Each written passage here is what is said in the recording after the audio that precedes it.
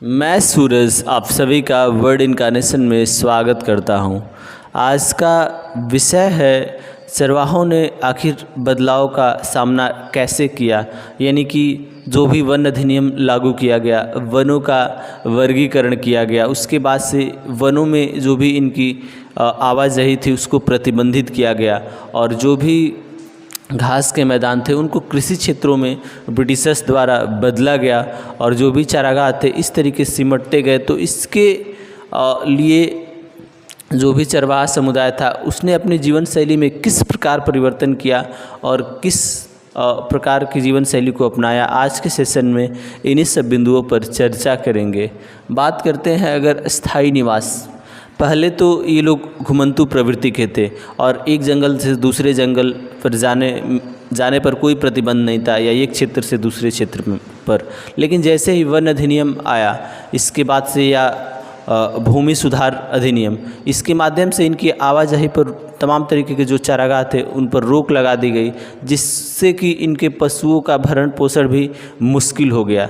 इसके बाद से इन्हें महसूस हुआ कि अब इस प्रवृत्ति के माध्यम से हम लोग अपना जीवन यापन नहीं कर सकते। उसके बाद से ये लोग धीरे धीरे अस्थायी निवास, यानी कि कुछ ऐसे भी चरवाहे लोग थे जो अपनी अस्थाई ज़मीन खरीद कर वे लोग अस्थाई रूप से रहने लगे। अब इनकी जीवन शैली में थोड़ा परिवर्तन आया, ज़्यादातर लोग एक ही जगह रहने लगे और कृषि कार्य या अन्य कार्यों में संलिप्त हो गए।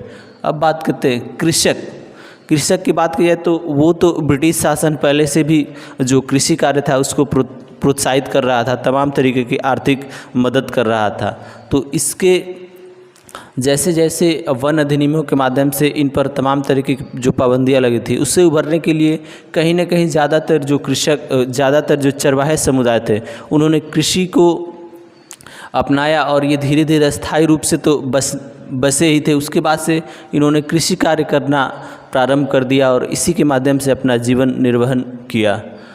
अब बात करते हैं व्यापार की बात की जाए तो जो चरवाहा समुदाय था अस्थाई निवास, यानी कि अस्थाई एक जगह पर रहने के साथ साथ कृषि करता था और इसके अलावा भी ये लोग छोटे मोटे जो सामान होते थे उनको बेचना खरीदना, इस प्रकार से इन्होंने व्यापारिक कार्यों में भी अपनी रुचि दिखाई और ये लोग व्यापार भी करने लगे। अब बात करते हैं मजदूर, और जो छोटे मोटे यानी कि जिनके पास कम मवेशी थे वे लोग अपना जीवन यापन करने के लिए तमाम तरीके के साहूकारों से कर्ज लिया करते थे और कर्ज में डूबने से वे उनके पास जो भी मवेशी थे वे लोग उनको बेच देते थे, जिसके बाद से ये लोग मजदूर बनकर रह जाते थे और इनको सामान्यतः मजदूरी करते देखा जाता था। इस तरीके से इन बदलाव के माध्यम से तमाम तरीके की इनकी जीवन शैली में निम्नलिखित परिवर्तन हुए। धन्यवाद।